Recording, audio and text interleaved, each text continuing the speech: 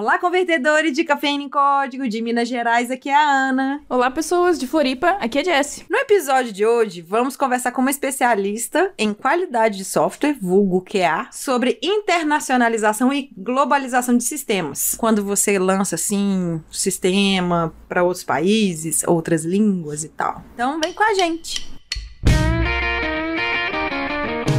Você está ouvindo Pode Programar. Porque nós podemos. Porque nós podemos. Porque nós podemos. Porque nós podemos. Porque nós podemos. Porque nós podemos. Porque nós podemos. Porque nós podemos. Nós podemos. Porque nós podemos. E aí, pessoas? Vocês acreditam no nosso projeto, nas nossas boas intenções? Então, ajuda a gente lá no Apoiadores do Pode Programar, que a gente vai estar, assim, em diversos lugares. Inclusive, as pessoas perguntam pra gente também tá no Deezer, além da gente estar no Spotify e no YouTube, sabia? Ah, verdade. Tem muita gente perguntando. É, tá lá dando uns problemas lá, mas não é culpa nossa. A gente tá vendo o que é, o que tá acontecendo. E desde o último episódio, dona Jessie, quem que faz parte desse grupo que acredita na gente? Então, o nosso novo apoiador agora é o Gustavo Saraiva, que entrou esse mês. Então, obrigado, Gustavo. E obrigado a todos os apoiadores que estão lá no nosso Hall da Fama. Isso. E aonde que é o nosso Hall da Fama? Em podeprogramar.com.br/apoiadores. Isso. E se você quiser saber como se faz, assim, pra apoiar a gente, vai lá. Pode programar que tem os links e tal, beleza? Beleza. Bora começar, porque a pauta é gigantesca, gente. Então, vamos começar logo. Bora lá que o tema é difícil.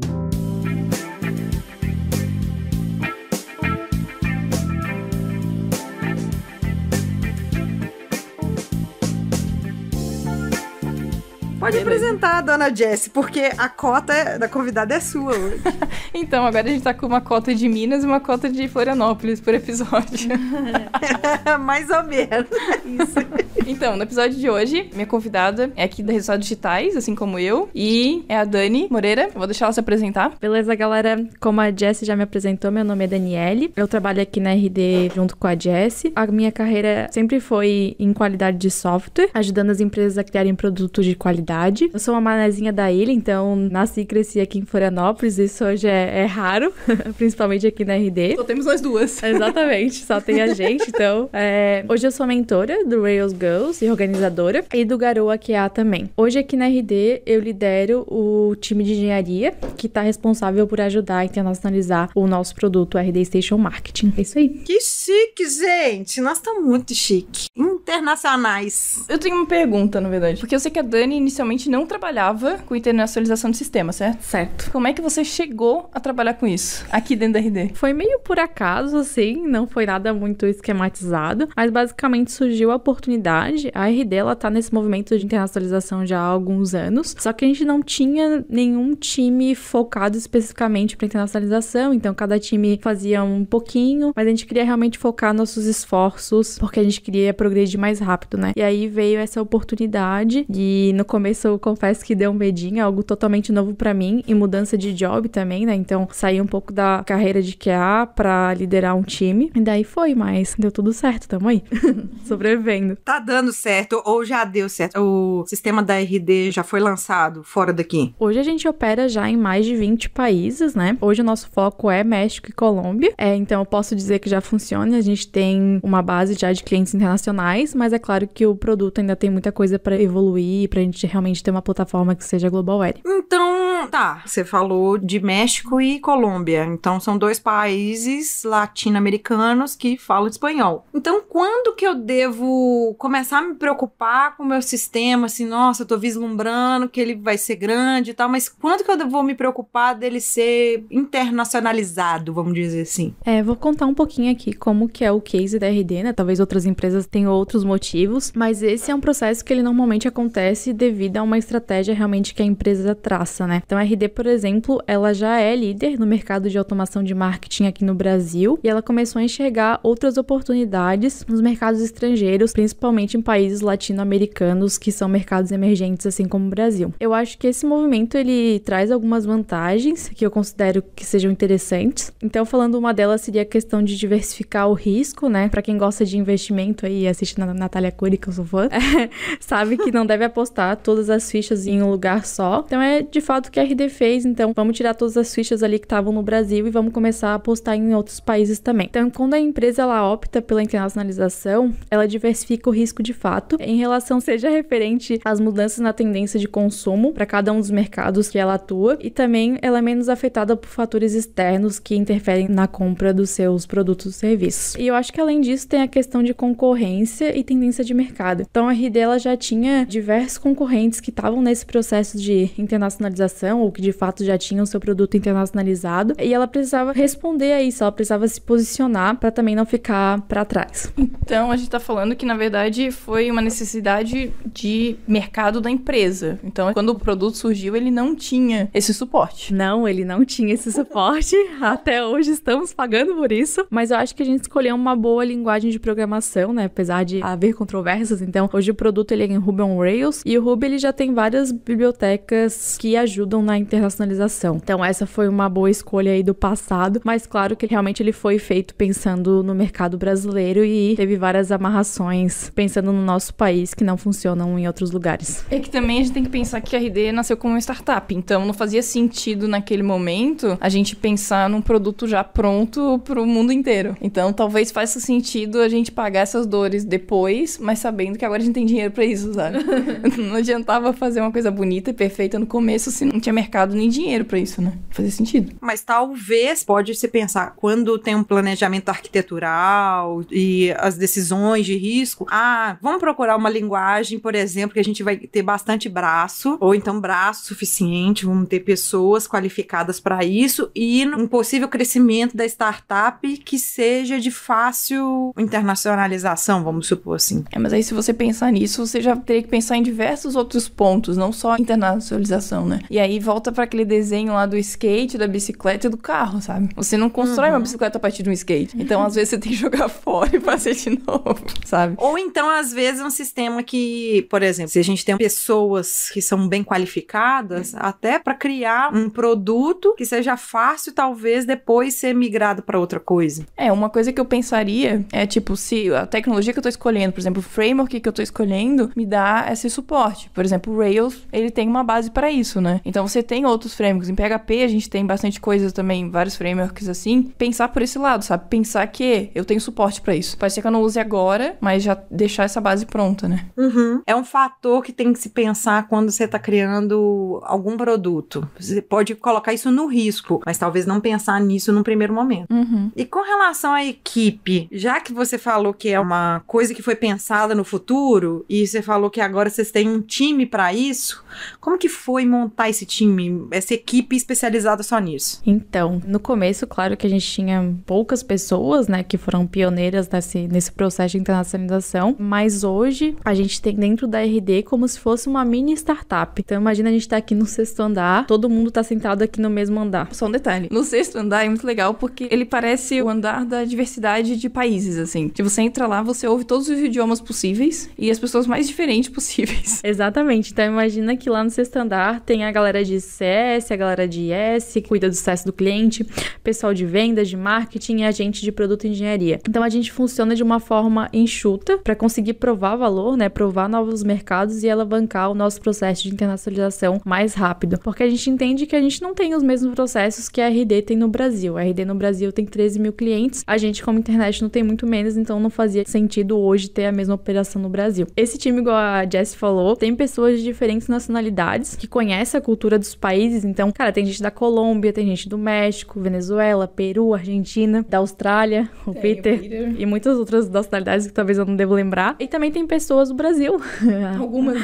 Assim como eu. E nós, como time, a gente teve que estudar muito pra aprender a internacionalizar. Até porque hoje é difícil, são poucas empresas que estão fazendo esse movimento no Brasil. No exterior isso é muito mais fácil de encontrar, mas no Brasil realmente é difícil, principalmente por ter esse fator de, cara, eu não nasci internacional e eu preciso agora arrumar todo o rolê pra poder ser internacional. Que é diferente, de um Spotify que já nasce em inglês, de um Facebook que já nasce em inglês. Não, aqui a gente nasceu em português e agora como que eu faço isso virar? E só deixando claro que não é porque nasceu em inglês que ele tá internacional, né? Sim. Porque, tipo, nem todo mundo fala inglês, né? Mas já é nossa língua mãe, né? Já é um pouquinho mais fácil. É mãe que trabalha com isso, né?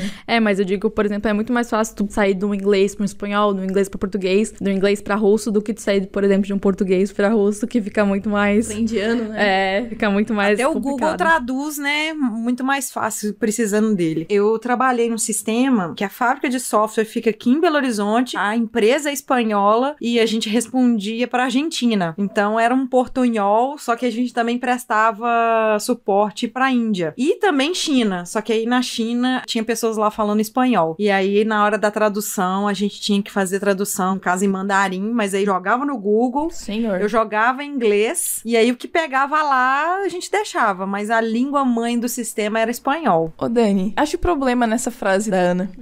Nesse processo. Começa com o Google Tradutor esse problema. E por que dentro da tua equipe tem gente, tipo, que é nativo, né? O idioma nativo dele é inglês ou o idioma dele nativo é espanhol? Porque a tradução, aparentemente, ela é algo simples, mas ela pode ter várias pegadinhas ali, né? Então, por exemplo, a gente teve um caso, aí vou dar um spoiler. Por exemplo, cara, inglês já traduz tabela pra table, que pode significar duas coisas, né? Pode ser um Google Sheets da vida, que tá falando realmente uma tabela de dados, como pode ser tabela de mesa. O espanhol, ele piora isso. Se tu pegar a tabela, ele vai traduzir realmente pra mesa. Então, já aconteceu o caso que a gente mandou uma mesa pelo e-mail. Em vez de uma tabela, a gente mandou uma mesa por e-mail. Então, tem várias pegadinhas ali que podem acontecer. Eu gosto muito da questão do processo híbrido, né? Tem uma parte de tradução por máquina, mas também tem uma parte de revisão realmente por pessoas humanas, vendo ali e garantindo a qualidade daquilo. E são pessoas que já moram no Brasil, né? Conhecem bem o idioma nosso e que conhecem melhor ainda o idioma nativo deles. Então, isso consegue garantir essa qualidade, né? E eu acho que nesse ponto entra a questão da diferença entre o que é globalização, o que é internacionalização, o que é uma localização e o que é tradução. Só resumir, Ana. Só resume, Dani. Tá. Primeiro é legal a gente falar que a gente tem uma sigla pra isso, né? Que se chama GILT. Não sei se todo mundo conhece. E também a gente tem a eu não conheço. Como você não conhece? Ela usava o Google Tradutor. Tô brincando. Não, eu também não conhecia, então eu não posso falar muito, não. E a gente também tem abreviações, né? Que às vezes a gente encontra em alguns textos. Então a gente usa G11N, 18N, L10N e T9N. Que isso, Jesus? A gente vai ter que botar no post, Ana. Vai! Por favor, gente, coloca no post, porque eu tô mais perdida aqui. E olha que eu estou estudando ao mesmo tempo o texto.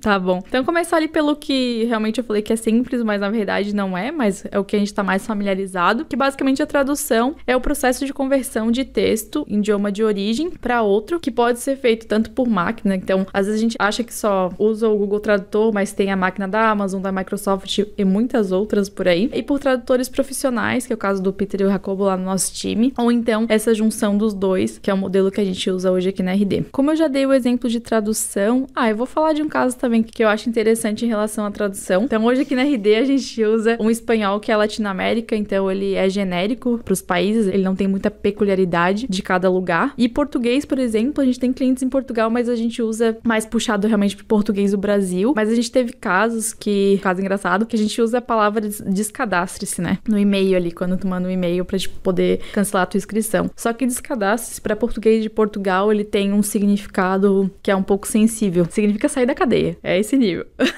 Nossa, não me fala não, porque eu já dei aqui em Minas Gerais a gente fala manota. Eu já dei uma manota com relação a isso, porque durex aqui no Brasil é uma coisa, em Portugal é outra. Depois vocês procuram aí o que é durex, tá? Tá bom. A gente realmente não adapta hoje o idioma para Portugal, por questão estratégica mesmo, mas tem coisas que a gente acaba usando outras palavras para que não fique desconfortável para eles usarem o software no nosso idioma. Em relação à localização, ela basicamente implica na adaptação de um produto ou serviço à cultura ou à língua específica de um determinado país. Então tem um exemplo que eu gosto muito, que é o do Starbucks. Todo mundo acho que já viajou aí de avião e parou no aeroporto, conhece o Starbucks. A logo do Starbucks, ela é bem clássica, então ela tem a sereia com uma coroa, né? Quando eles foram abrir filiais na Arábia Saudita, a sereia, ela tem um significado que é moralmente inadequado para os clientes muçulmanos, né? Então eles tiveram que localizar a logo deles. Então eles mantiveram somente a coroa e eles incluíram as ondas e as estrelas como se fosse a noite do deserto. Ai, que fofo!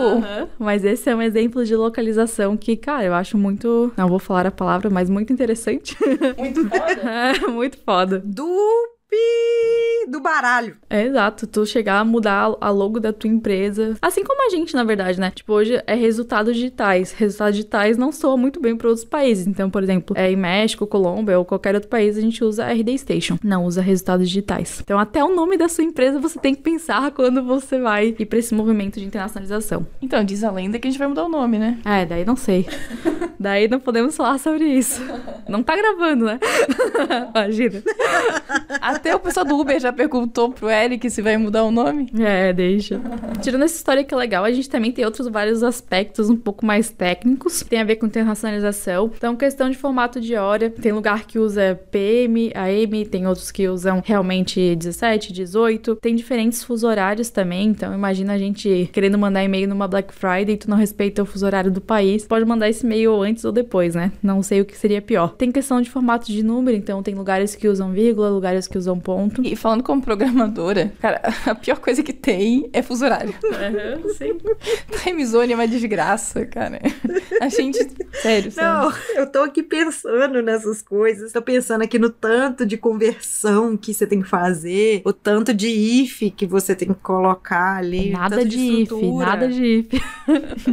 Tanto Nada de estrutura, de de decisão e tal. Porque determinada situação precisa. Eu vou te falar uma situação. Por exemplo, eu trabalhava nessa empresa que eu tô falando. A gente precisava, para evitar fraude, colocar que eu ia subir determinada entrada no sistema até 1 hora depois. Passado de 1 hora, a gente não subia. Só que aí na hora que eu ia rodar o sistema que era da França, a nossa diferença de horário, a diferença do meu computador pro horário do servidor da França era mais de 3 horas. E aí dava um problemão danado. Eu tinha que botar no código lá um if pra ele rodar. Imagina. Nossa, nem fala não fala nas gambiarras que eu já tive que fazer pra gente conseguir simular algumas situações. Daí tem a questão também de formato de data, né? Cara, se é dia, mês, ano, mês, dia, ano. Hoje a gente tem o costume, né, que se o idioma ele é inglês, então é mês, dia, ano. Mas desculpa decepcionar vocês, mas somente Estados Unidos e Alasca usam mês, dia, ano. Os outros países ali da América do Norte não usam. Então, a gente já teve casos que em uma mesma página, dependendo da interpretação do desenvolvedor, a gente tinha formatos de data diferente e isso pode causar bastante confusão também para os nossos clientes. Tem questão também de pagamento. Então, por exemplo, boleto é algo bem brasileiro. Provavelmente tu não vai encontrar em outros países, pelo menos não com esse nome. Então, um case interessante, que vai ser interessante pelo menos pra mim, vai ser o da Nubank. Então, a Nubank, ela tá fazendo esse movimento também de internacionalização.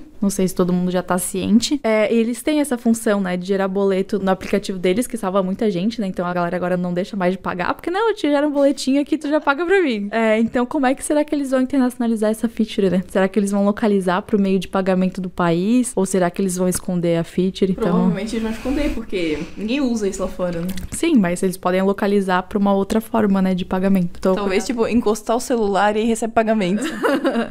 Não sei como é que vai ser. Em relação à questão de internacionalização, né, que é o nosso terceiro tópico ali, ela significa desenvolver um produto de forma genérica, né? Então, como é que tu faz um produto que ele realmente seja global ready e que ele possa ser comercializado facilmente em todo o mundo sem um grande esforço de adaptação, né? Com muitas aspas nesse grande esforço. E o que isso quer dizer? Basicamente, a gente criar soluções pensando em não amarrar elas com um país só. Então, se eu tenho, por exemplo, um campo telefone, eu preciso ter formatação de máscara para todos os países, né? Se eu tenho um campo cidade, eu preciso ter a lista de cidades de todos os países e não amarrar isso a um só lugar, por exemplo, ao Brasil. A gente teve um caso mais há algum tempo atrás, que é aqueles casos assim de rindo de nervoso, quando a gente só tinha a lista de cidades do Brasil, e ela é um campo padrão de uma landing page, que é uma página onde a gente captura contatos, oportunidades ali de venda. Então imagina que essa lista só existia do Brasil e o cliente usou esse campo, um cliente de fora, e todos os leads dele vieram como Abadia de Goiás, porque a Abadia de Goiás é a primeira opção da lista de cidades. As pessoas não entendiam muito bem, colocaram aquela opção. Então eu lembro que até a gente fez um evento lá onde esse cliente tava e a gente... Em Abadia de Goiás. Não, em Abadia de Goiás não. Eu não me lembro agora se foi no México ou da Colômbia, acredito que foi no México. E ele vendia artigos esportivos, né? Então a gente levou uma bola autografada pra ele de presente e tal, como forma de desculpa por todos os leads virem como Abadia de Goiás. Ele tá abrindo uma loja em Abadia de Goiás.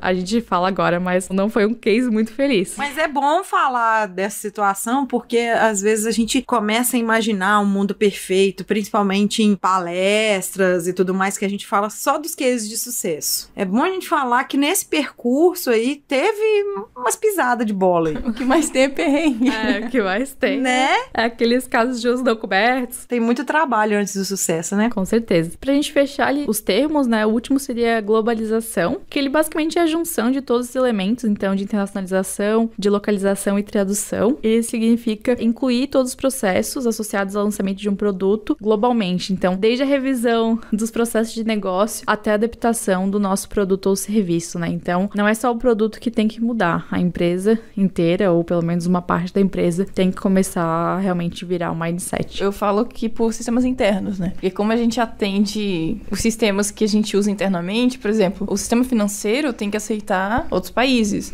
O sistema de vendas tem que aceitar outros países. Todos os nossos sistemas auxiliares internos têm que estar preparados para pensar em outros países. A gente tem muitas ferramentas parceiras, né, ligadas ao nosso produto. Então, cara, uma premissa é quando tu vai contratar uma ferramenta que vai ser teu provedor, ele tem que suportar a internacionalização, porque senão já não vai mais servir pra gente. E quando entra na área de telefonia, então, nem se fala. Porque a gente tem os nossos vendedores que ficam aqui, na RD no Brasil, e que ligam pra fora. Então, ligam pra México, pra Colômbia, Portugal. E sabe quando você recebe uma ligação e aí aparece que o DDD é da tua cidade, mas na verdade é um call center, sei lá, na Bahia que tá te ligando? Então, tipo, existe um serviço das operadoras no Brasil que esconde esse telefone. Ele finge que tá te ligando da tua cidade. Só que quando a gente liga isso pra fora, é um pouco mais complicado. Porque você tem que achar, tipo, operadoras aqui dentro do Brasil que façam esse serviço, ou então operadoras de fora que aceitem a ligação partindo do Brasil para outros países e por um preço competitivo. Então, é um monte de desafio, assim, que a gente enfrenta aqui na área de sistemas internos por causa disso. É muito loucura.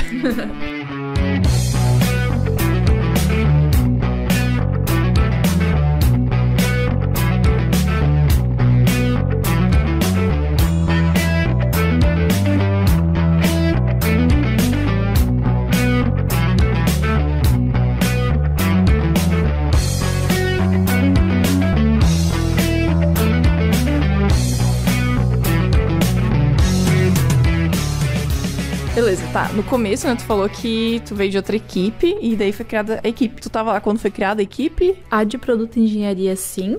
O time, né? Porque a gente começou esse ano, mas a equipe de internacionalização como um todo, não. Ela surgiu bem antes. Tá, Dani. Então, você falou que você entrou na equipe e tal, e a gente já tinha meio que um processo antes, mas qual que eram os problemas, sabe? Porque se essa equipe foi criada, é porque existe um problema. Ou um ou vários, né? Você já citou alguns, tipo a Abadia de Goiás. Quais eram os problemas que levaram à criação dessa equipe? Quais são os problemas, né? Porque eles estão muito longe de ser todos resolvidos. A gente ainda tem um longo caminho aí pela frente. Então, a gente ainda tem muito desafio e adaptações, correções pra fazer em todos os elementos ali do Guilt. Mas o que a gente começou a atacar primeiro, realmente bastante relevante pro nosso produto, foi a questão da tradução. Então, deixa eu dar um contexto aí pra vocês. Hoje na RD a gente tem mais de 150 pessoas trabalhando no time de produto e engenharia. Nunca sei direito esse número, porque ele sobe constantemente. E a gente faz em torno aí de, não sei mais também, mas acho que uns 15 deploys por dia. Só no RD Station Marketing, que é o produto que eu trabalho, ainda tem CRM, tem os deploys de sistemas internos. Então é muita coisa indo pra produção todo dia. Imagina se não tem um povo de DevOps pra fazer esse negócio, hein? Rodar. Imagina que beleza. Eu não vou nem te falar quanto tempo demora cada deploy. Pula essa parte, Ellen. E o nosso processo oficial de tradução para o RD Station Marketing, ele era o seguinte. Ele tinha duas opções, basicamente. Uma para tradução curta, então tu poderia solicitar para os tradutores via Slack, lá num canal específico, e outro para tradução longa, onde tu teria que abrir uma solicitação via formulário. E como... Qual que é a chance de dar certo isso? Qual que é a chance disso não funcionar, né? Eu tô pensando. Enorme. Então, o que a galera tinha? Duas soluções oficiais e duas não oficiais, claro, né? A primeira seria usar o Google Tradutor, que nem nossa amiga Ana fazia. Não, isso não é bonito, Ana. Ué, fazer o quê? Era a opção que eu tinha. Sim. E a última opção seria realmente duplicar, triplicar tudo pra português, né? Eu vou usar português aqui em tudo, porque eu não sei as traduções, então vai ficar assim mesmo. Tá, então vocês já tinham um lugar que eu poderia botar qualquer tradução pra cada idioma. Sim, a gente já tinha isso. Mas era tudo português. Só que não funcionava muito bem. Tinha umas partes partes em português, umas partes em inglês, umas partes em espanhol, umas partes em portunhol. Pois é, olha, eu também tinha esse problema. Então eu vou te ensinar a resolver agora, então. Isso ia gerando várias consequências. A primeira consequência é a questão de mixed experience. Então, tu imagina que tem lugares que tu tinha diferentes idiomas na mesma página. Então, teve uma situação que me marcou muito, que uma vez a gente almoça aqui no Imigrantes, né? E a gente foi almoçar com uma das nossas CSs e ela falou que o e-mail de invite de usuário, ele era uma parte em português, uma parte em espanhol e uma parte em portunhol. E os clientes diziam que simplesmente eles não recebiam o e-mail porque o título estava em português, o que gera um outro problema ainda de confiabilidade. Eu pensei, não é possível que tanto tempo isso está no ar e um dos principais e-mails, que é o de convite de usuário, tá desse jeito. Mas a verdade era assim mesmo, hoje já não é mais, porque a gente já arrumou. Mas isso é só pra vocês terem noção de como isso parece simples, mas vai causando uma série de desconfortos ali pro nosso cliente. O outro ponto que, como vocês podem imaginar, os clientes externos, eles não estavam muito satisfeitos com a qualidade dos textos que eram mostrados ali no nosso produto. Então a gente tinha casos de clientes que chegaram a pedir churn, então eles pediram cancelamento do produto de fato, porque eles consideravam que a gente tinha muitas falências no nosso idioma, e daí tinha um caso ali especificamente de espanhol que realmente era muito ruim. É, sem contar que, tipo, o nosso principal cliente era América Latina, né? Espanhol, tipo, a máquina de tradução, ela funciona bem pra inglês, mas pra espanhol, posso te garantir que não. A gente tinha outro caso também, né? O terceiro ponto ali, primeiro é Mixed Experience, relembrando, o segundo é clientes externos satisfeitos, e o terceiro seria nosso time de produto e de engenharia. Eles sempre tinham alguma dúvida em relação ao processo. Então eu separei aqui uma pergunta bem clássica. Sou novo aqui em produto e adicionei uma chave longa. Como eu procedo com a tradução? Então toda vez que entrava alguém novo, ou então a galera antiga mesmo, sempre eles ficavam perguntando como é que eles faziam pra traduzir. E no último caso a gente tinha ali os tradutores, que eles tinham dúvidas em relação a como traduzir. Então um não sabia pedir tradução, o outro não sabia como traduzir. Porque para que eles fossem mais assertivos ali na tradução, eles precisavam saber onde que se encaixava aquela tradução dentro do produto, né? Contexto, né? Sim, eles precisavam saber o contexto. E aí, como é que vocês resolveram? Então, a gente tem 4 princípios, eu acho, de engenharia, e tinha 2 que fazia bastante sentido ali pro nosso caso. O primeiro, ele era automação aí no contexto de Automate Everything mesmo, porque a gente sabe que com 150 pessoas, se as coisas elas não forem automatizadas, a gente não ia conseguir escalar, e provavelmente a gente ia construir aí um balde furado, né? Então a gente ia ficar sempre... Em balde furado. Em balde furado, a gente ia sempre ficar nesse problema. E o segundo foi, cara, é mais importante reduzir a complexidade global do que reduzir a complexidade local. Então a gente queria criar uma solução que ela funcionasse hoje para o Heyday Station Marketing, pra gente traduzir o Heyday Station Marketing, mas que ela funcionasse amanhã para o nosso CRM, para outras ferramentas que a gente venha comprar, então que conseguisse resolver realmente o problema de uma forma mais global. Tendo em vista esses 2 princípios, a gente começou a botar a mão na massa e trabalhar. O que eu não contei ainda para vocês, mas que eu acho que pode ser uma coisa importante, que hoje a gente guarda as nossas traduções em arquivo YAML ou AML, cada pessoa fala de um jeito. Ou YML também. Também tem essa terceira opção que eu não tinha pensado. É que ela é muito internacional, gente. Só que não. Nós somos muito bagaceira.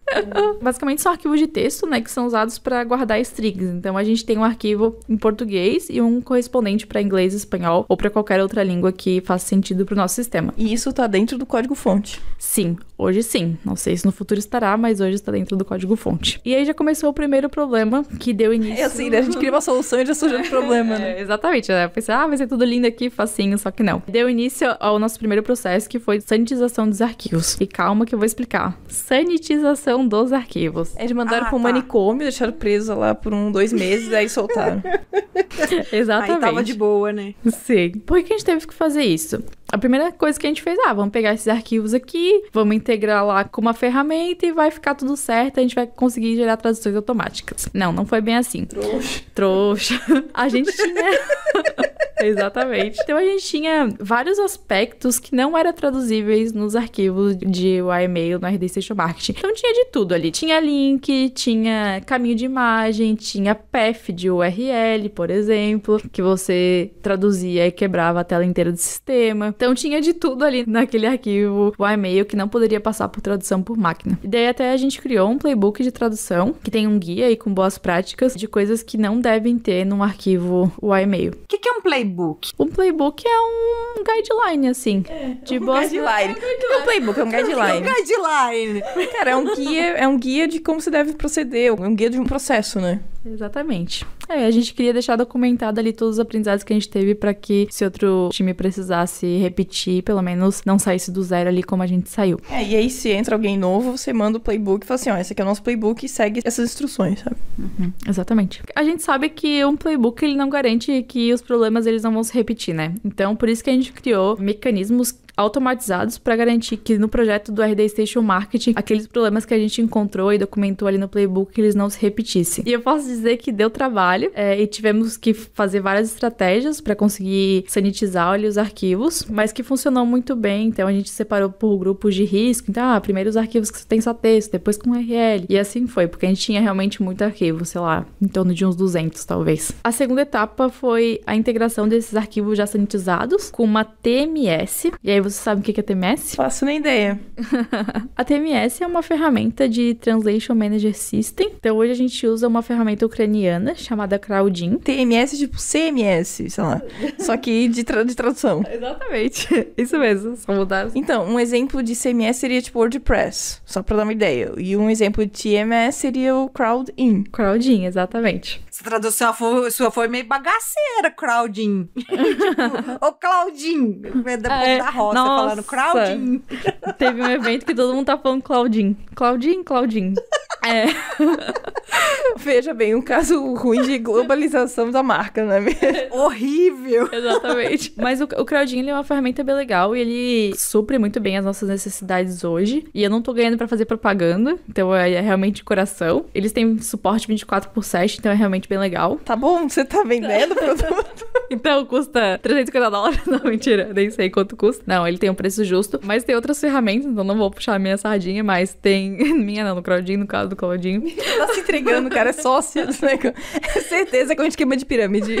Mas tem outras ferramentas aí no mercado também, então SmartLink, Translation.io, Get Localization e por aí vai, né? Então, com essa integração, a gente avançou mais uma casinha, só que o que acontecia é que os desenvolvedores, eles mandavam os arquivos pro Crowdin, o Crowdin, ele rodava essa máquina de tradução. Então, basicamente, a gente tava botando no meio do caminho ali entre o Google Tradutor e as pessoas, né? Só que uma coisa que é legal é que ele começa a gerar uma memória de tradução. Então, imagina, fui lá, mandei um arquivo pro Crowdin, o meu tradutor, ele revisou esses arquivos e tu começa a gerar uma memória de tradução com aquilo que eles já revisaram. Então, se depois tiver um texto similar, palavras similares, ele começa a dar match nesses textos, começa a ter uma tradução mais assertiva. Olha, tipo uma inteligência artificial. Tipo machine learning, né? Pois é. Tem um aprendizado de máquina aí. Você tá falando aí, tem.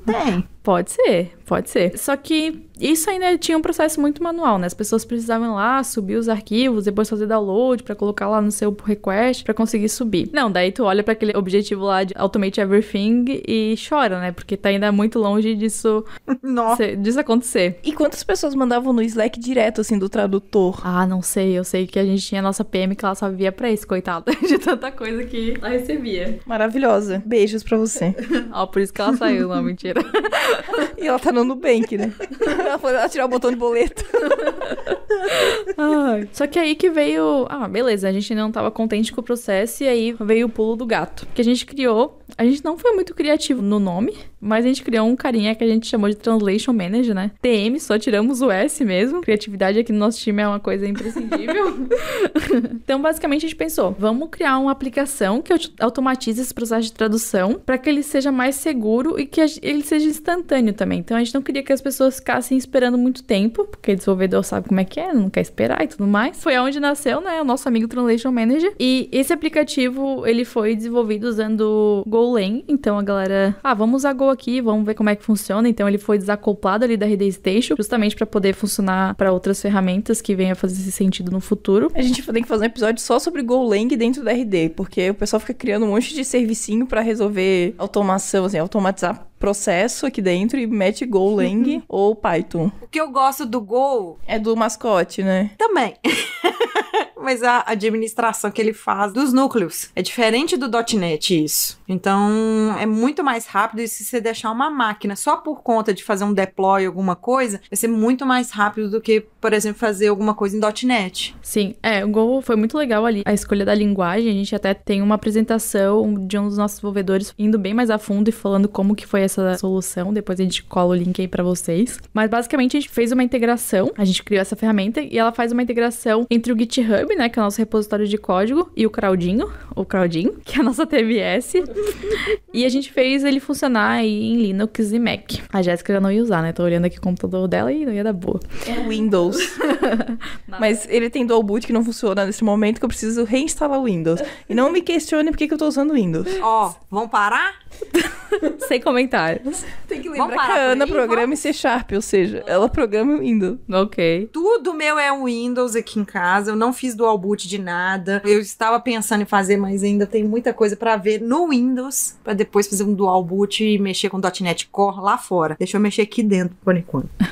Tá, daí essa aplicação ela é instalada por baixo dos panos, então quando tu roda qualquer comando Rails console, Rails start, Rails qualquer coisa, ela vai lá e instala a aplicação ali no teu computador. Então, basicamente, o que essa aplicação faz? Cara, essa aplicação ela automatiza o nosso processo. Então, quando o desenvolvedor ou qualquer pessoa ali que quer subir um código, ele dá um git push, que é aquele comandinho que pega tudo que tá na sua máquina e joga pro teu repositório no Git, ele aciona o nosso amigo Translation Manager, e o Translation Manager, ele pega os teus arquivos via e-mail, ele vê se ele teve alguma modificação, então, se eu adicionei um novo arquivo, ou se eu alterei ou removi uma chave, ele manda pro Crowdin, o Crowdin ele traduz pra ti, passa por máquina de tradução, memória de tradução, e ele retorna a tradução pra ti, na tua máquina, em questões de segundos, e ele já manda pro Git também, pra ti não ter que fazer mais nada. Nesse meio do caminho, os nossos tradutores, eles recebem notificação via e-mail, que chegou uma nova chave de tradução, para que eles possam revisar. Então, se der tempo, eles revisam ali já no teu PR mesmo, e tu já sobe com as traduções ali, ó,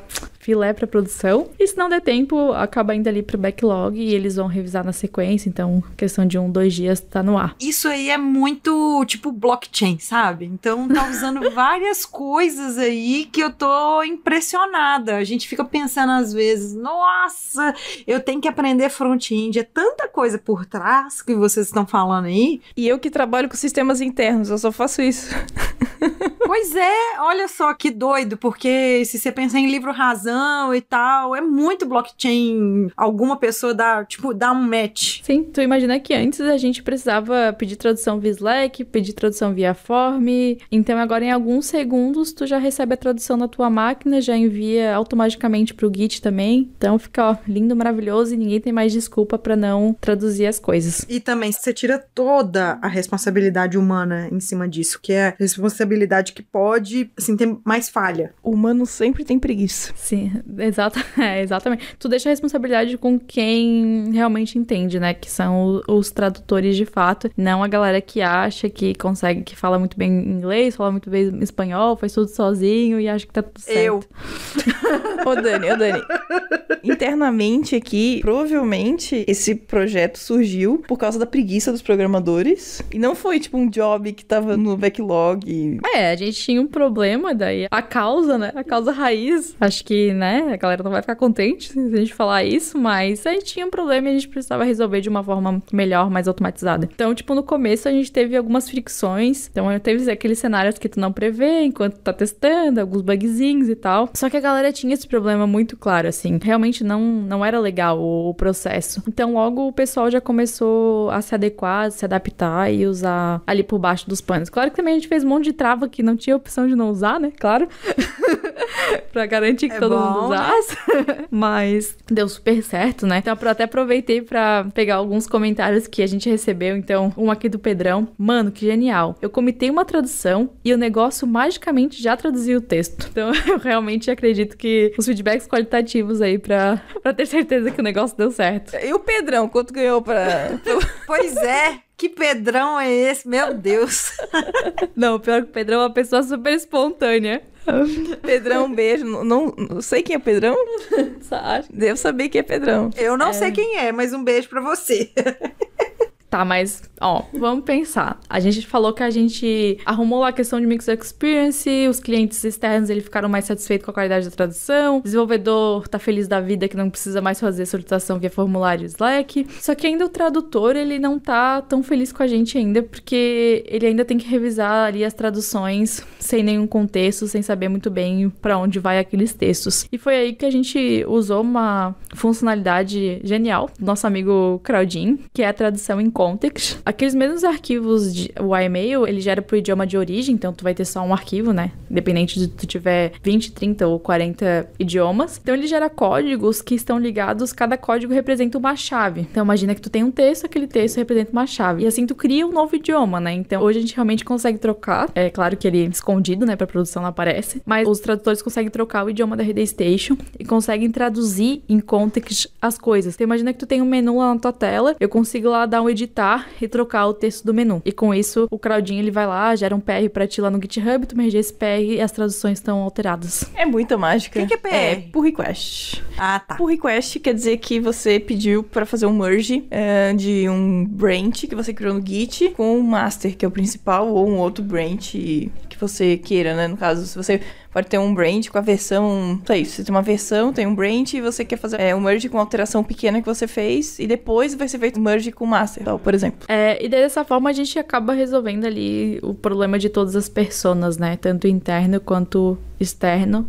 E essa alteração, essa customização que foi feita no produto, né? De poder fazer edição e tradução, também foi um trabalho de desenvolvimento interno. Sim, também foi um trabalho de desenvolvimento interno. Exatamente. Você tem um perfil tradutor. Quando você acessa o perfil tradutor, você consegue editar as coisas. É tipo isso, só que hoje a gente usa só um idioma lá, diferente. Então, deixa eu só fazer uma pergunta aqui. Assim, nem é internacionalização, não. No caso, a organização das equipes aí. Vocês têm uma ou várias equipes para suprir necessidades internas e não da RD Station. Hoje foi o nosso time mesmo que fez. Hoje a gente trabalha pro RD Station, né? Mas a gente tem um time de sistemas internos, que é o que a Jé trabalha. Daí ela cuida dos sistemas internos da empresa, para que tudo funcione, que a gente fique feliz.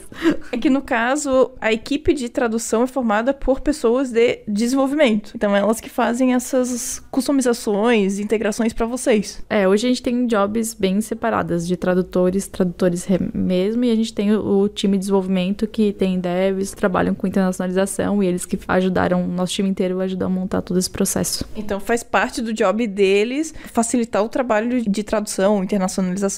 E isso vale para vários pontos. Por exemplo, funcionar a máscara de telefone e ajudar a traduzir. Então, nós temos aí uma equipe mista, tipo, para atender sistemas internos, o RD Station, e é óbvio, nós temos o sistema interno que a Jess trabalha nele, que é outra coisa. A gente trabalha com tudo que tem a ver com internacionalização. Se tem alguma coisa de internacionalização, a gente tá no meio. Daí, às vezes a gente faz, às vezes a gente delega, juntos e shall now. Por exemplo, uma vez a Dani veio atrás da minha equipe pra prover um processo de vendas, por exemplo. Então, às vezes, não é só do lado do produto, né? Tem várias coisas ali que giram em torno do produto que a gente tem que garantir que tá funcionando também. Quando a Dani aparece, tipo, no meu Slack, tipo, eu já saio correndo. Que exagero.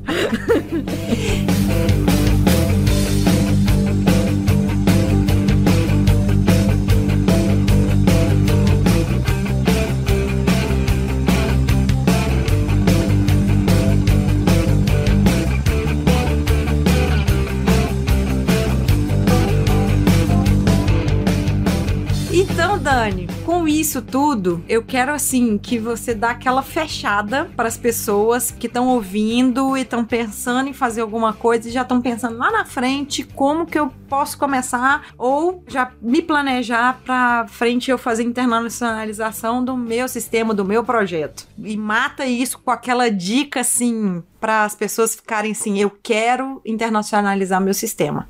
Beleza, maravilha.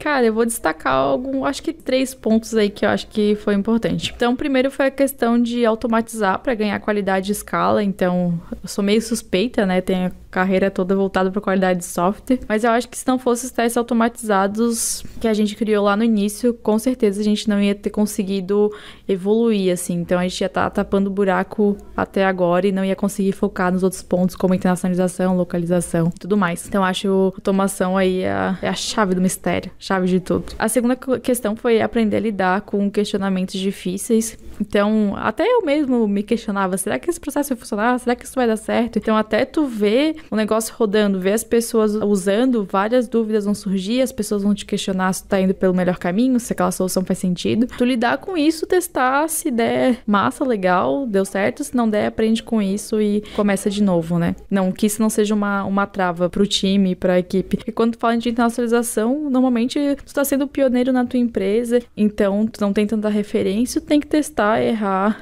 e aprender. Daí tu pediu uma dica aí, uma dica matadora, né, pra gente poder fechar. Então, vou dar 2 dicas então a mais, então. A primeira seria que a gente precisa criar um produto globalizado e não apenas um time de globalização. Fala, nossa, Dani, mas você trabalha com um time de globalização, não entendi. É que imagina se o nosso time tem mais ou menos, um pouco menos de 10 pessoas e nosso time de produto inteiro tem 150. Então, se a gente fizer as coisas sozinho, se a gente não compartilhar conhecimento, não compartilhar o que a gente tá fazendo, vão ser 140 pessoas, 150 programando, pensando no Brasil e 10 pensando em international. Então, uma coisa que eu acho que a gente fez muito bem é que tudo que a gente aprendeu, a gente compartilhou, seja via playbook, via e-mail, via evento interno, qualquer brechinha ali que aparecia, a gente estava compartilhando nossos aprendizados, e eu acho que isso faz com que você se torne referência naquilo que você está fazendo e engaje as outras pessoas que trabalham ali contigo para que elas realmente acreditem em todo esse movimento aí de internacionalização. E eu acho que o último ponto, talvez, eu não tinha experiência nenhuma com globalização, então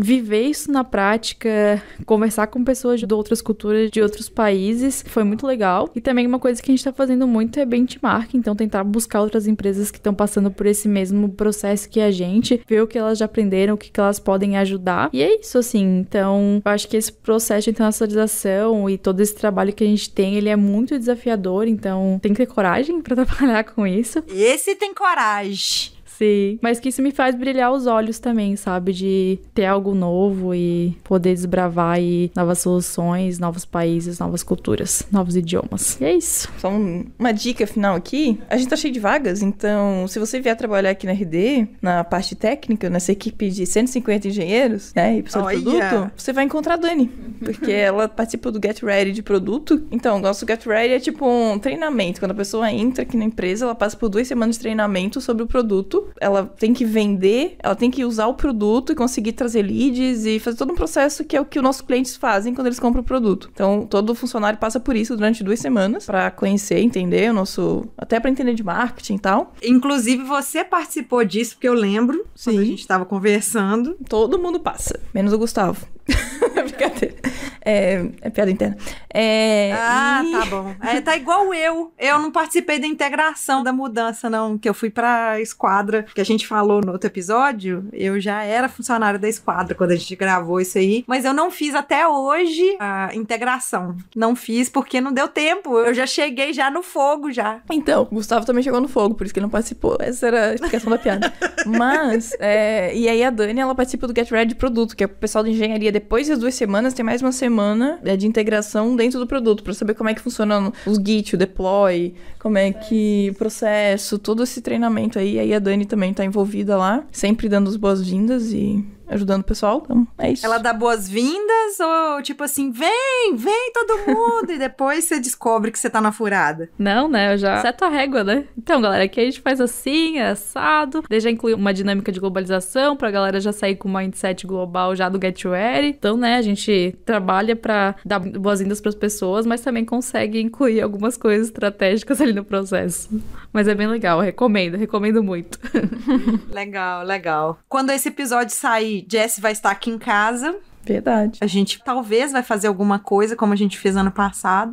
Então, junto com esse episódio vai estar saindo aqui um post no nosso blog também da empresa falando sobre esse processo. Então, quem quiser ler mais sobre, que a Dani vai dar mais explicações, não entendeu algum termo e tal, dá uma lida lá no blog. Nosso blog interno tem muito conteúdo, sai posts quase todo dia, porque tem dinheiro pra caramba, então tem conteúdo pra caramba. E também vai sair também no Pode Programar também. O que vai sair no Pode Programar? Alguns conceitos que ela falou aqui, vai estar no post, porque as pessoas não entendem. Então é isso, Dani. Onde é que a gente te encontra nas redes sociais? Quer dizer, eu sei onde te encontrar, mas o resto do pessoal...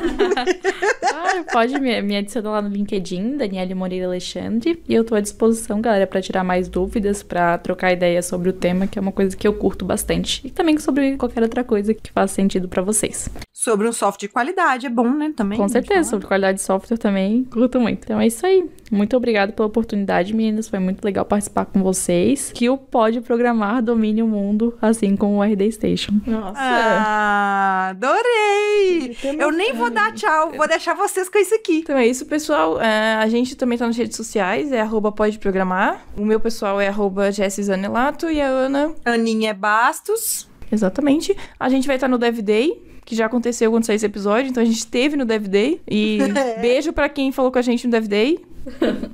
A gente já tá dando beijo já. Estou aceitando ideias pra aprender a Jessie aqui, então, por favor, se vocês tiverem, manda pra mim lá no meu Twitter, pessoal. Não vale falar pão de queijo, não vale falar comida mineira, porque essas coisas não apetecem ela tanto. Apetece, mas ela sabe que ela vem aqui esporadicamente, vai ter. Eu quero alguma coisa que prenda definitivamente ela, que pode envolver correntes e cadeados? Pode, mas assim, não vamos tocar nesse assunto. Eu tô indo pra um evento de sadomasoquismo? O que eu não entendi? Ou um sequestro, não sei. Tô indo pro cativeiro da Ana? Tipo isso. Vai ter louça pra lavar? Lógico, sempre. Então tá, né? Depois dessas manotas... Dessas manotas minhas? Um beijo pra você, Dani. Brigadão pela oportunidade, pelo tempinho que você tirou aqui pra explicar um bocado de coisa pras pessoas que pensam um pouquinho mais à frente no seu software, alguma coisa assim. Um beijo pra todo mundo, um abraço, comitem seus códigos e depois funcionando. Tá? The push, por favor, não dá só commit. Testem, é importante. Testar.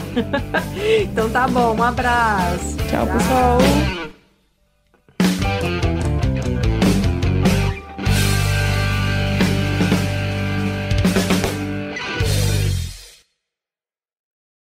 Olá.